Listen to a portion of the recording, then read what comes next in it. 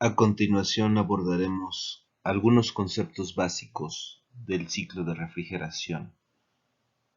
Lo visto aquí no pretende suplir lo que se puede abordar en los cursos de termodinámica y fisicoquímica correspondientes.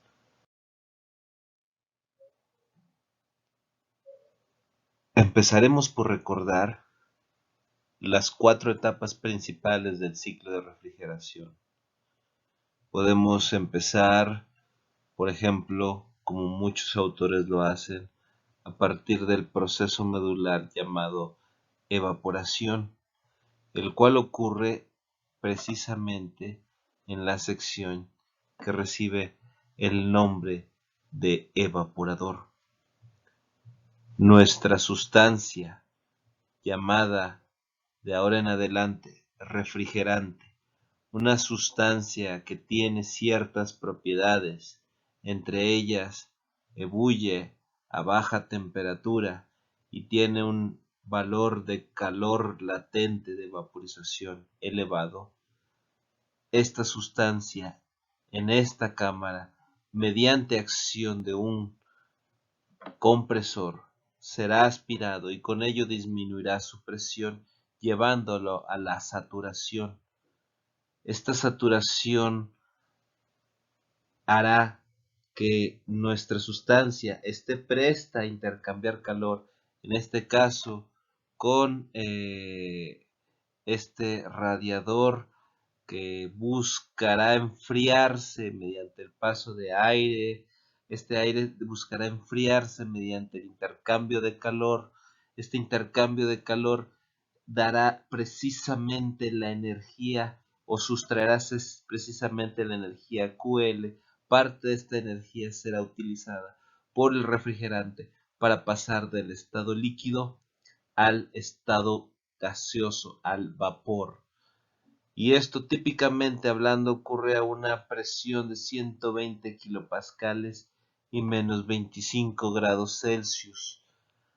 Esto después pasa a nuestro compresor, en donde se va a elevar la presión, en este ejemplo de 120 kilopascales a 800 kilopascales. Esto también contraerá consigo mismo una ganancia en la energía interna manifestada en un aumento en su temperatura desde menos 25 grados Celsius a 60 grados Celsius. Esto hará que nuestro vapor esté altamente presurizado y con una alta carga energética dispuesta a entregar, en este caso en un radiador como el que se encuentra en la parte posterior de los refrigeradores comerciales, intercambiará calor con los alrededores, calentará aire, este calor entregado calentará este aire que circunda este radiador de la parte que enfría de nuestro sistema y con ello, se alcanzará mediante esta entrega de calor se alcanzará una condensación. Entonces, de haberse evaporado y posteriormente comprimido, elevado su presión, se pasa a la condensación precisamente en la cámara condensadora y después pasa a una válvula de expansión que lo que va a buscar es precisamente mediante esta expansión bajar su temperatura y su presión para de nuevo comenzar el ciclo en el evaporador. Ahora, continuando con este análisis, pues básicamente lo que nosotros deseamos que haga un ciclo de refrigeración es mantener una cierta cámara o una cierta corriente o una cierta cantidad de gases a una temperatura deseada. En este caso llamamos T sub L. Esta, a continuación, esto pues lo que nos va a ayudar a nosotros es a obtener, esto se va a lograr o se va a obtener mediante el ciclo de refrigeración que ya hemos abordado. Hay una evaporación, hay una compresión, hay una condensación y finalmente una expansión que cierra el circuito. Para lograr la compresión hay un trabajo neto requerido por el que nos dé en este caso el compresor. Hay una deseada cantidad de calor que retirar.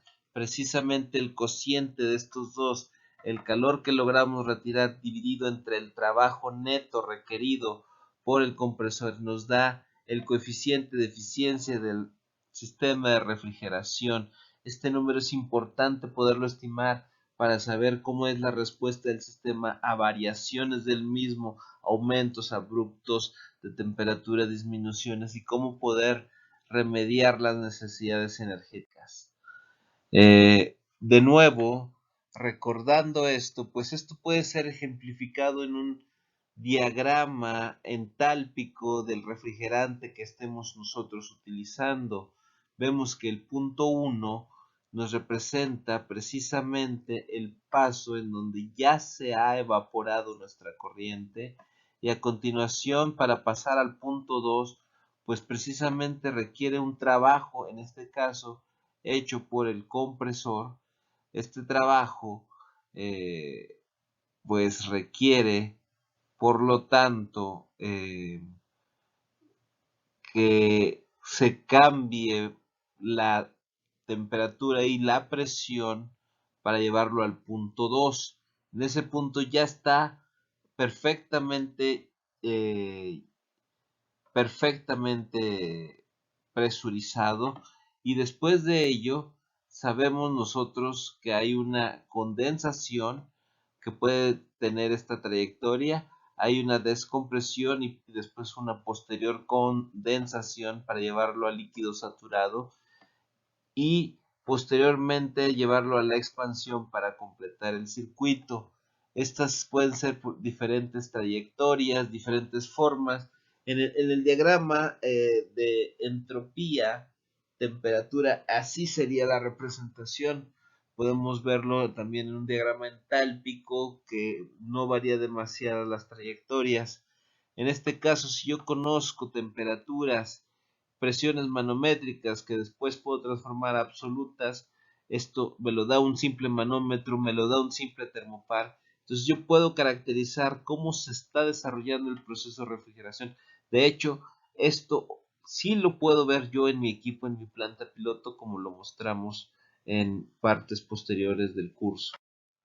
Ahora bien, esto representado en nuestro diagrama, pues tenemos que el calor que retira por unidad de masa H1 menos H4, es decir, el calor que retira por evaporarse, dividido entre el trabajo, en este caso el trabajo H2 menos H1, obviamente este deberá de ser multiplicado por el caudal del refrigerante que está siendo comprimido para poder sacar este coeficiente de forma más realista, más allá de los valores que se manejan en esta ecuación.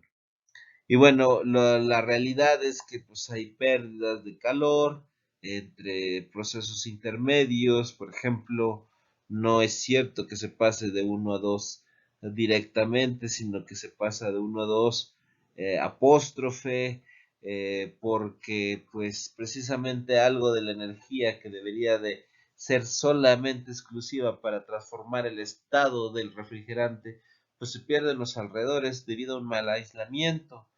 Luego, no es cierto que ocurran a temperatura constante. Hay pérdidas de calor a los alrededores, eso ya lo sabemos. Algunas más de las que se debieran, etcétera. Entonces, hay que tener en cuenta todos estos procesos, pero una buena cercanía es asumir ciertos comportamientos ideales, ya que esto nos limpia mucho los cálculos y aún así nos da buenas aproximaciones. Tenemos, por ejemplo, que las curvas o los diagramas de entalpía, presión y entalpía, pues tienen estas formas. Una campana que es la frontera que encierra la zona mezcla líquido-vapor. De un lado tenemos la zona líquida, de otro lado tenemos la zona vapor. y esta curva unos autores le llaman la curva de Andrews. Además hay una serie de líneas que se pueden ahí observar, líneas importantes, las horizontales, las isobaras, las verticales, las isoentálpicas, las oblicuas de color azul que son a entropía constante, útiles para los procesos de compresión. Por supuesto la campana misma que me da una idea de cuándo estoy en vapor, cuándo estoy en líquido, cuándo coexisten ambas fases. Y bueno, también quizás un poco las líneas isocóricas, las de volumen constante. Y bueno, en general es bueno conocer todas esas líneas. Es bueno tratar de entender cómo surgen o cómo se calculan estas trayectorias. Esto se ve muy a fondo, de una manera muy profunda en los cursos de termodinámica. En este caso simplemente mencionamos que además de esto se pueden utilizar software como el EASE, el Engineering Equation Solver, se pueden usar simuladores como el KimCAT, el Aspen, que me dan las entalpías, los volúmenes y demás propiedades de los gases y refrigerantes para condiciones dadas de temperatura, presión, caudales, entre otras. Pero partiendo de que queremos utilizar este diagrama para hacer la representación de nuestros puntos dados por los manómetros y los termopares de nuestro equipo, se usa de la siguiente forma. Ubico al punto 1, en este caso el punto determinado por la evaporación. Este punto va a ser dado por el termómetro o termopar del equipo en el evaporador y la lectura manométrica transformada a absoluta, y con esos puntos precisamente ubicaré a este. Pareciera que no es tan claro, es muy simple. Para una temperatura determinada se siguen las isotermas. Aquí esta isoterma no se alcanza a ver muy bien, pero esta isoterma más o menos corresponde a los 20 grados. Estas son líneas un poco curvas cuando surcan la región de vapor, cuando pasan por la mezcla líquido-vapor se vuelven horizontales. Aquí estoy tratando de representarla, y una vez que llegan a la parte de líquido se vuelven casi totalmente verticales. Entonces estas líneas son importantes porque precisamente con la temperatura y la intersección que debiera ser en la región de vapor, la intersección con la isobara, ubico el punto 1. Después asumo que hay una compresión isoentrópica, por ello sigo las líneas a entropía constante. Llego al punto 2, que es precisamente el que va a ser la intersección con la presión que se registre en la cámara del condensador. Asumo que se condensa, en este caso a presión constante, aunque puede haber una ligera diferencia, una ligera caída. Asumo que esto ocurre hasta la intersección con la temperatura del condensador. Simplemente checo la intersección de este lado con la isoterma a la temperatura que yo registré que ocurría la condensación, y después asumo que esto a entalpía constante se despresuriza hasta las condiciones del evaporador y el ciclo se ha terminado. Entonces, de esa manera ubico los puntos 1, 2, 3 y 4, y con las fórmulas antes discutidas puedo debatir y poner en la mesa con números cuál es la eficiencia del sistema. No solo eso, puedo someter a diferentes condiciones de caudales, temperaturas de agua por el serpentín que intercambia calor con el refrigerante. Puedo cambiar varios procesos o varias variables de este proceso y observar cómo esto impacta en mi coeficiente de desempeño del sistema de refrigeración. Muchas gracias por su atención. En este equipo lo que vamos a hacer es acondicionar aire. Aquí tenemos nuestro interruptor. El interruptor lo que inmediatamente enciende es un ventilador con el cual yo puedo regular su velocidad mediante un potenciómetro que se encuentra en esta parte.